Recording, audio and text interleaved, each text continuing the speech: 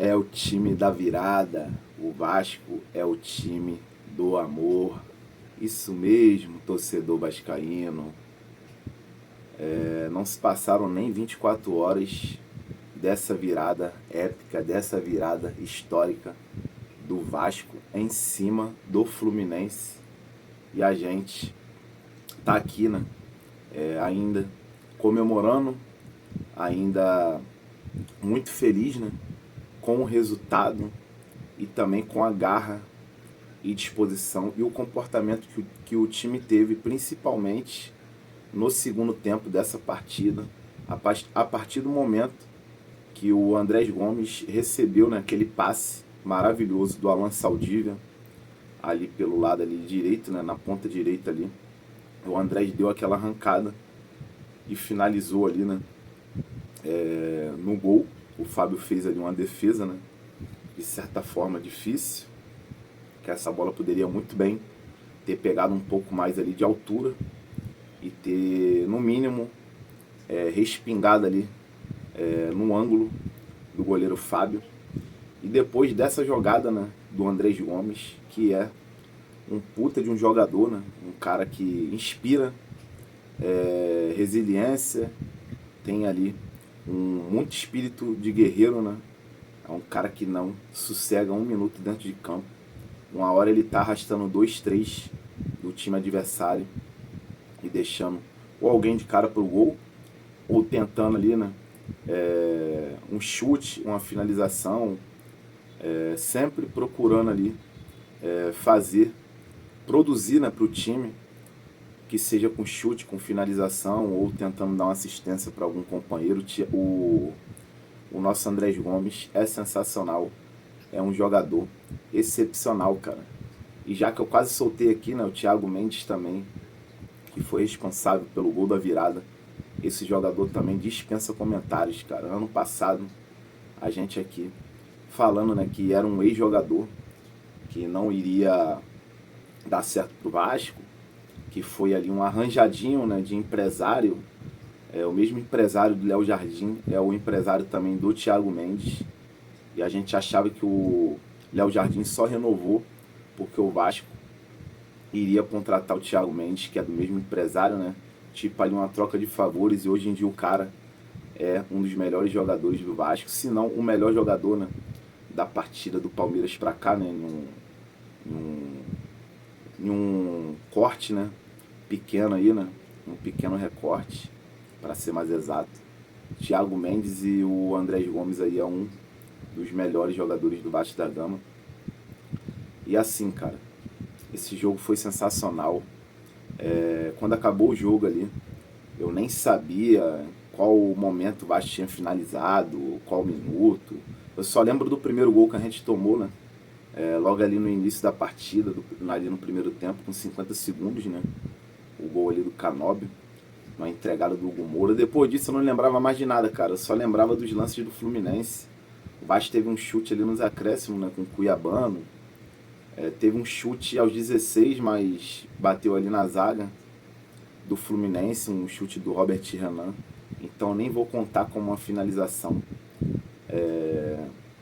Já no caso, o chute ali do Cuiabano, né, que ele limpou ali 2 jogadores do Fluminense, né, e bateu ali cruzado de esquerda.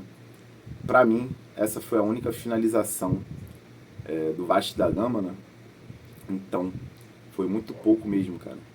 Já no segundo tempo que aconteceu a mágica ali, né? Depois dessa arrancada do Andrés. E batendo ali, né? Indo pra escanteio, que começou a reação do Vasco, com o gol do Nuno. Depois veio o gol com o Spinelli. E depois veio uns acréscimos ali, né? Na cobrança do Rojas. Escanteio ali, escanteio curto com o Cuiabano. O Thiago Mendes guardou ali no cantinho do goleiro Fábio, né? Então foi sensacional. Sem palavras, né, cara? O jogo ali só dava Fluminense. Do primeiro tempo até os 8 minutos ali, né? Até o gol do Hércules. Um golaço, né, do Hércules. O Savarino, né, tocou, Pulútica ajeitou. O Hércules bateu ali de chapadinha, né? Matou ali o goleiro Léo Jardim, que Cara, era uma bola, na minha opinião, defensável, né? Léo Jardim acho que estava um pouco adiantado ali e acabou sendo surpreendido, né? Com a chapadinha de qualidade do Hércules. Joga muito esse Hércules do Fluminense, cara. Joga muito. No primeiro tempo ali teve 2 chutes do John Kennedy. O segundo ou o primeiro chute, né? Rolou ali um rebote. Não, o John Kennedy deu 2 chutes. E ele, se eu não me engano, ele participou da jogada ali do impedimento, né? Ele tocou pro Savarino. Ele abriu pro Savarino, né? O Savarino cruzou. Deu um cruzamento ali bem na medida pro Lute, mas só que estava impedido, né? Gol do Lute Acosta. Teve até gol impedido, para vocês verem aí o nível de dificuldade, né? Que o próprio Vasco no primeiro tempo acabou se enfiando, né? Deixou o Fluminense fazer ali o gol. Não conseguia trocar 2, 3 passes ali, né? Já perdia a bola o Fluminense vinha e amassava o Vasco. O Vasco ali só se defendeu praticamente no primeiro tempo. Já o Renato Gaúcho, né, na minha opinião, teve estrela nas substituições, mas eu acho que o time inicial ali ele poderia ter tentado ali pelo menos botar, né, já o Rojas ali desde o começo, né? Mas tudo bem, né? Aqui também eu não quero ser engenheiro de obra pronta. No jogo contra o Palmeiras deu certo, né? Os 3 volantes. Foi Tietê, Hugo Moura e Thiago Mendes. No jogo contra o Cruzeiro, Hugo Moura, Barros e Tietê também deu certo, né? Se não fosse ali o árbitro, a gente sairia ali com uns 3 pontos. Fomos garfados lá em Minas Gerais, né? Contra a equipe do Cruzeiro lá no Mineirão. Só que dessa vez, né? Jogar no Maracanã sendo mandante. 90% da torcida do estádio era do Vasco, a torcida do Fluminense, minúscula como sempre, né? Torcida de time pequeno, time de terceira divisão, não comparece no estádio. Os caras aí são totalmente ridículos, né? Em quesito torcida. Os caras em terceiro lugar, brigando pela liderança do campeonato, não encheram o estádio. A gente lá atrás na tabela, né, em 15º, já entrando praticamente na zona de rebaixamento, né, com os resultados dos jogos da rodada. A gente foi lá e botou simplesmente 90-10 no Maracanã, sendo que era público dividido, né? Era meio a meio as torcidas, né? E no segundo turno vai ter Fluminense Vasco, Fluminense vai ser o mandante e a gente vai comparecer, normal, cara. Estando na fase boa ou ruim, a torcida do Vasco da Gama sempre comparece em bom número, nunca em gato pingado, né? Em minoria, igual a torcida do Fluminense, do Botafogo, que não bota nem 2.000 torcedores dentro de um estádio. A torcida do Vasco estando na fase boa ou ruim é no mínimo 15.000 torcedores, cara, 15, 20 mil. É o público que a gente vê aí, né, nos jogos em São Januário, um estádio ali de capacidade de 22 mil lugares, né? Então, sinceramente, o Fluminense ali amassou no primeiro tempo. Para finalizar, né, para terminar de falar do jogo, 2 chutes do John Kennedy, o gol do Canóbio, o gol da jogada do Savarino, né, cruzando pro Lúcio. A Costa fazia ali o gol impedido. Segundo tempo ali, o golaço do Hércules. Depois o Vasco reagiu ali com o Nuno Moreira, né, a partir do chute do Andrés Gomes, que foi para escanteio. O Nuno Moreira pegou bate e rebate, pegou de primeira, botou ali no cantinho do Fábio. O Vasco, aos 14 minutos, né, diminuiu, e aos 40 minutos ali, né, mais ou menos, já perto ali dos acréscimos, conseguiu um empate numa jogada ali em que o Cuiabano recebeu um passe em elevação do Adson e cruzou na medida na cabeça do Spinelli, que guardou ali, né? Graças a Deus aí o Spinelli conseguindo fazer gol, e com isso vai ganhar também confiança para o decorrer aí do campeonato, né? Fico feliz aí de ver o artilheiro argentino Cláudio Spinelli fazendo um gol. E nos acréscimos ali, né, cara, foi épico. O Cuiabano rolou, né?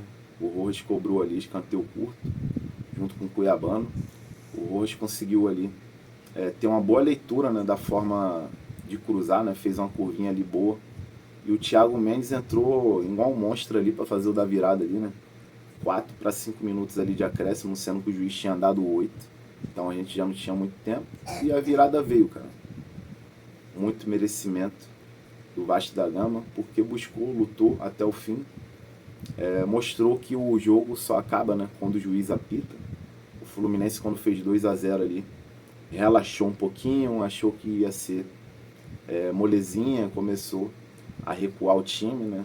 A partir do momento que entrou ali o Ganso e o Otávio no time deles, eles despencaram, mas a gente não tem nada a ver com isso, né? O problema é deles. E que o Dezão chore muito, cara. Chora muito. Pode espernear, botar desculpa, isso, aquilo, outro. O freguês sempre tem razão, Dezão. É o destino. Pode chorar, espernear. É 158 vitórias do Vasco.